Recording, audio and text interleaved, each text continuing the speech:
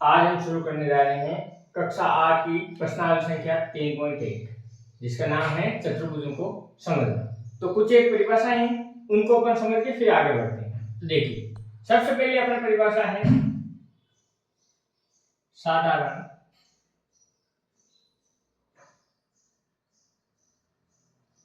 वक्र। अब साधारण वक्र क्या होता है? वक्र, इसकी परिभाषा है ऐसा वक्र जो अपने आप को नहीं काटता, उसे क्या बोलते हैं? साधारण वक्र। तो अपन परिभाषा लिख देते हैं, ऐसा वक्र, ऐसा वक्र जो अपने आप को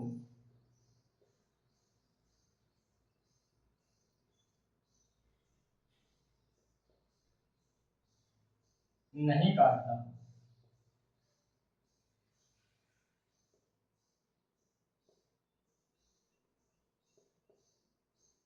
साधारण वक्र कहलाता है। साधारण वक्र कहलाता है। जैसे अभी आकृति बनाऊंगा, ये देखिए, बिना मार्कर या पेन उठाए ये एक आकृति का मैंने निर्माण किया। बिना मार्कर उठाए एक आकृति बनाई, ये क्या हो गया? साधारण वक्र। जैसे देखिए, अभी मैं ऐसी कोई आकृति बनाऊं, ये बिना मार्कर उठाए मैंने बना, तो ये क्या हो गया? साधारण वक्र। अब साधारण बंद वक्र की बात करते हैं, तो ऐसा वक्र जो अपने आप को नहीं काटता हो और एक बंद सर्किल का निर्माण करे। तो देखिए, अगली परिभाषा आपने साधारण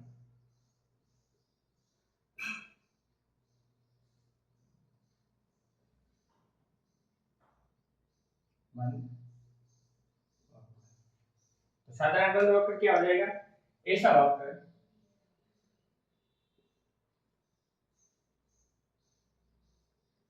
जो अपने आप को नहीं काटता हो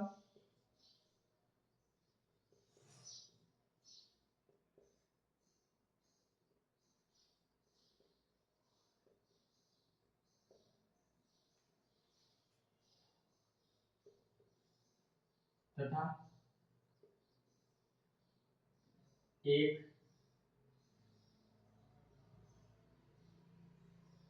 बंद सर्किल का निर्माण है।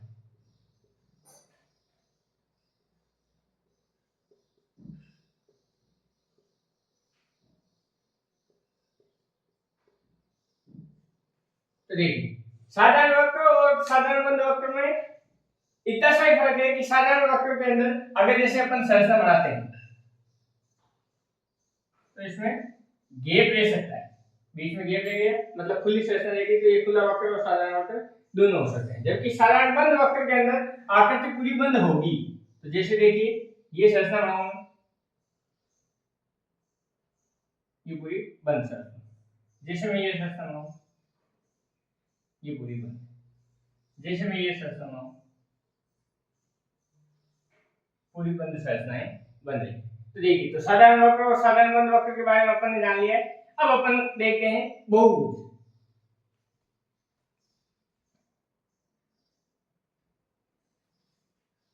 अगला बिंदु है अपना बहुभुज।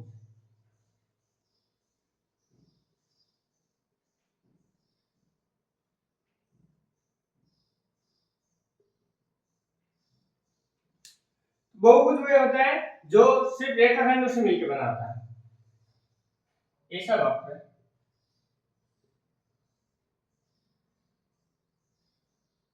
जो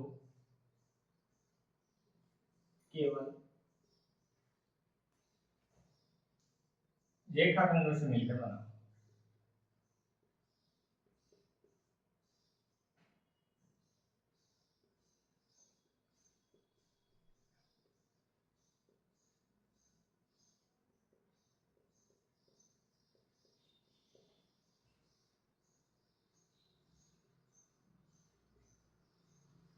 बहुभुज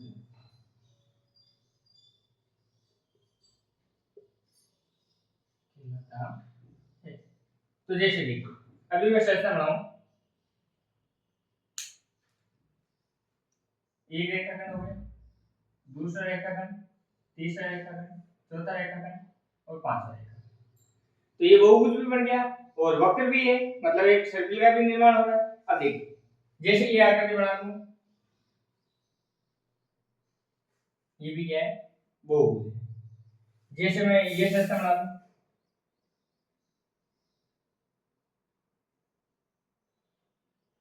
ये भी क्या है, बहुभुज है।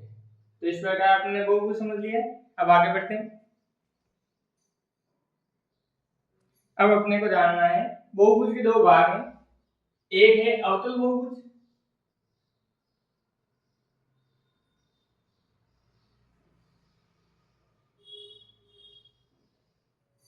और एक है अपने पास उत्तल बहुभुज। तो देखिए अवतल बहुभुज कौन सा है कि ऐसा बहुभुज जिसका एक कोण 180 डिग्री से अधिक हो, ऐसा बहुभुज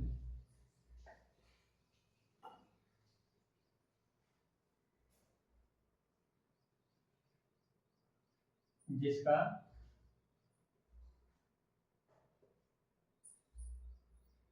एक कोण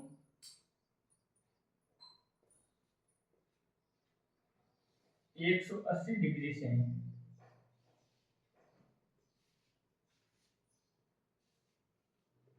अधिक हो, अवतल बहुभुज कहलाता है। अवतल बहुभुज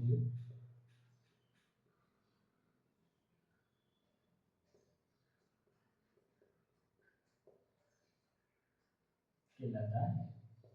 जैसे देखिए संरचना बना के देख लेते हैं अपन। ये बार बार यही संरचना आ रही है अपने सामने, ये संरचना है।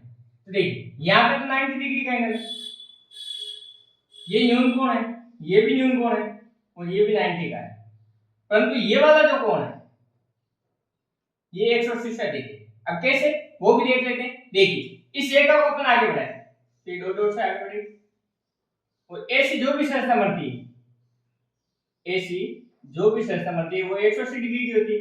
अब 180 डिग्री का कोण तो यहाँ पे बन गया, ये एक्स्ट्रा है ना, तो ये 180 से अधिक हो गया नहीं हो गया, तो ये टोटल कोण 180 डिग्री से अधिक हो रहा है, तो ये कौन सा बहुभुज हो गया अपने, अवतल बहुभुज। अब ये अपने उत्तल बहुभुज, तो हेडिंग बनाते हैं अपन उत्तल बहुभुज।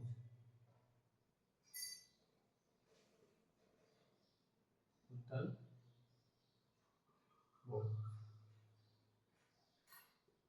ऐसा बहुभुज जिसके सभी कोण 180 डिग्री से कम हो, ऐसा बहुभुज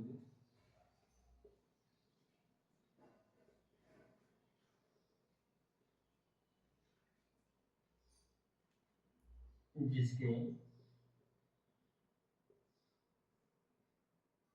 सभी कोण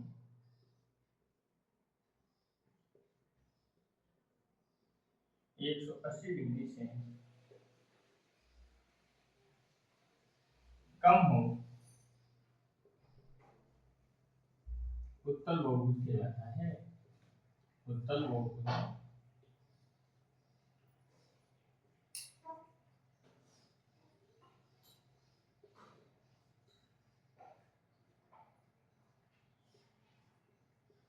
जैसे अपन संरचना बनाते हैं।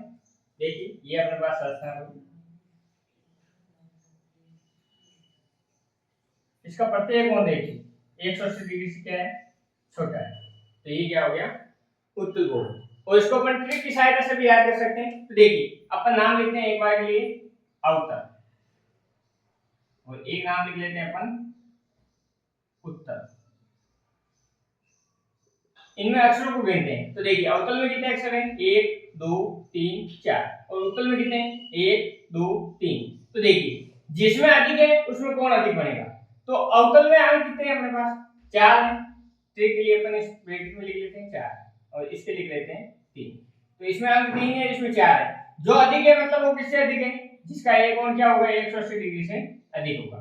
और अब देखिए उत्तल में कितने अक्षर हैं, 3 है, मतलब 4 से कितने हैं, कम है, तो ये 180 डिग्री से क्या आएगा, प्रत्येक कोण इसका क्या आ जाएगा, कम आ जाएगा। तो इस तीर की सहायता से भी अपन इसको याद कर सकते हैं। अब अपन शुरू करते हैं प्रश्न संख्या 3.1 का क्वेश्चन नंबर 1।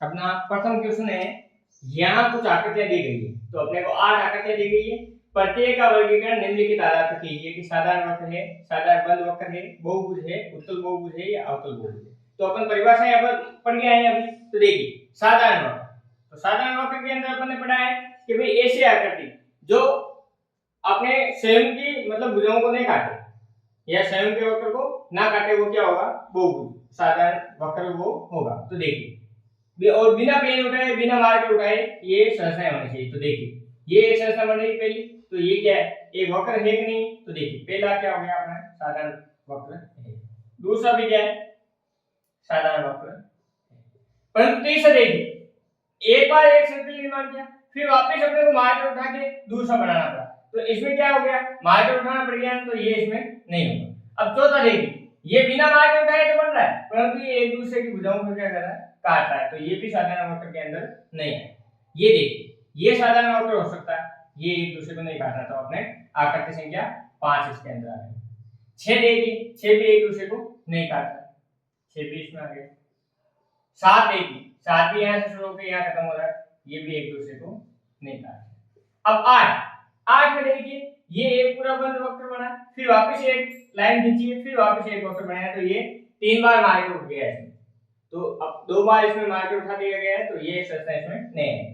अब देखिए साधारण बंद वक्र, तो इनमें से खुला वक्र कोई सा भी नहीं, ये देखिए ये भी साधारण बंद वक्र मतलब आकृति खुली नहीं, ये भी साधारण वक्र बंद वक्र है, ये दोनों आएंगे नहीं, ये भी साधारण बंद वक्र है, ये भी बंद वक्र है और ये भी बंद वक्र है। तो जितने भी साधारण वक्र है वो सारे क्या आ गए अपने यहाँ पे बंद वक्र के अंदर आ गए। तो अपन क्या लिख देंगे, एक भी इसमें, 2 भी है, 5 है, 6 है और 7 है।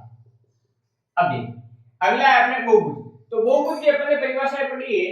बहुभुज के अंदर अपन ने बताया है कि जो मतलब केवल रेखाखंडों से मिलकर बनी हुई आकृति होती है वो क्या होती है, बहुभुज होती है। तो देखिए इसमें सिर्फ और सिर्फ रेखाखंड ही आ रहा है, रेखाखंडों से मिलकर बना है, तो ये पहली आकृति है वो क्या आ जाएगी इसमें, बहुभुज के अंदर।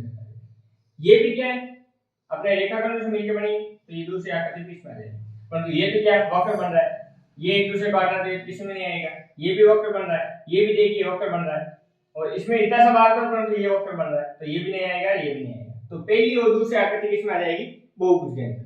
अब देखिए उत्तल बहुभुज, तो उत्तल बहुभुज के लिए अपन बहुभुज देख लेते हैं, पहले दो बहुभुज है, इनमें से एक उत्तल होगा या दोनों उत्तल हो सकते हैं। तो उत्तल के लिए अपन ने देखा था अक्षर कितने, 3, मतलब 180 डिग्री से कोण छोटा है। अब इसमें देखें अपन, तो ये तो छोटे आ रहे हैं, परंतु ये क्या आ गया, ये एंगल क्या आ गया अपने को 180 डिग्री से बड़ा है। देखिए अपने को क्या देखना है, उत्तल बहुभुज देखना है, तो उत्तल बहुभुज के लिए अपने शर्त है,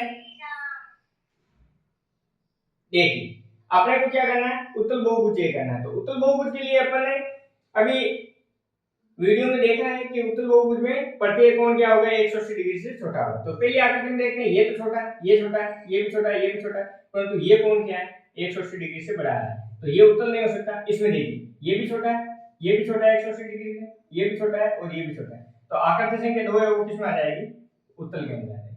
अब अपने को देखना है अवतल बहुभुज, तो अवतल बहुभुज की अपन ने शर्त पढ़ी थी, अक्षर कितने 4 है, मतलब 3 से बड़ा है, अर्थात एक कोण है जो 180 डिग्री से बड़ा होगा। तो देखिए ये तो छोटे हैं, परंतु ये देखिए इस लाइन को अपन आगे ड्रॉ कर लेते हैं, ये आगे बढ़ने के बाद ये 180 डिग्री और ये इतना अधिक इसके अंदर, तो अपन आकृति संख्या इसको क्या बोल देंगे, 1।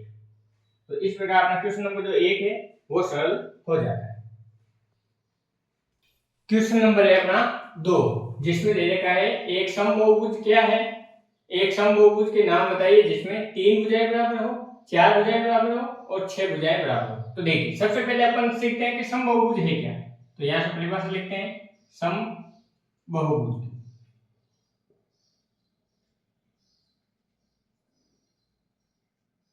देखिए समबाहुभुज होता है जिसमें जिसके प्रत्येक भुजा और प्रत्येक कोण उसका क्या होता है, समान। ऐसा बहुभुज, ऐसा बहुभुज जिसकी सभी भुजाएं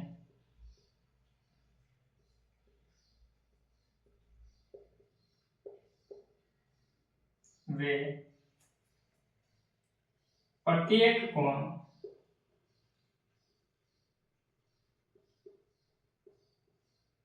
समान हो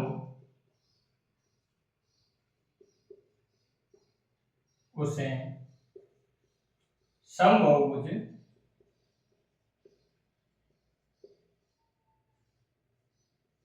कहते हैं। अर्थात कहने का मतलब है जिसकी सारी भुजाएं समान हो और सभी कोण जो है वो समान हो। अब इसका पहला क्वेश्चन दिया है कि जिसकी तीन भुजाएं समान हो, और तीन भुजाएं वाला को अपन क्या बोलते हैं? त्रिभुज बोलते हैं। और त्रिभुज में भी समबाहु त्रिभुज है, तो जिसका प्रत्येक कोण 60 डिग्री का और प्रत्येक भुजा क्या होती है? समान होती है। तो अपन क्या बोल देंगे? समबाहु त्रिभुज। तीन भुजा वाला है। अब देखिए अगला है अपना चार भुजा के लिए पूछा गया है इसको। तो वर्ग है, वर्ग की चार भुजाएं भी समान होती है और उसका प्रत्येक कोण भी 90 डिग्री का होता है। चार भुजाओं वाला क्या हो जाएगा? वर्ग। अब देखिए छह भुजाएं, छह भुजाओं वाला होगा अपने समषटभुज। समषटभुज।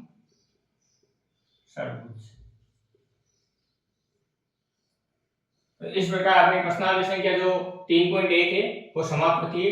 अब अपन नेक्स्ट वीडियो में पढ़ेंगे प्रश्नावली संख्या 3.2।